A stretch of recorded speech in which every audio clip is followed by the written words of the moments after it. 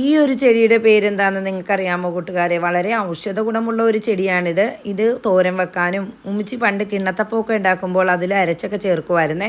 ഉമ്മി തന്നെ കൊണ്ടുവന്നാണ്. ഞങ്ങളുടെ നാട്ടിൽ ഇത് കൊടകൻ എന്നാണ് പറയുന്നത്. നിങ്ങളുടെ നാട്ടിലൊക്കെ ഇതിൻ്റെ എന്താ പേരെന്നൊന്ന് കമൻറ്റായിട്ട് ഇടാൻ മറന്നു പോകരുത്. അപ്പോൾ നമുക്കിതുകൊണ്ട് നല്ലൊരു അടിപൊളി തോരൻ തയ്യാറാക്കിയാലോ? ആദ്യം തന്നെ തേങ്ങയിലേക്ക് ഉള്ളിയും പച്ചമുളകും മഞ്ഞൾപ്പൊടി ഇട്ടൊന്ന് ഒതുക്കിയെടുക്കാം.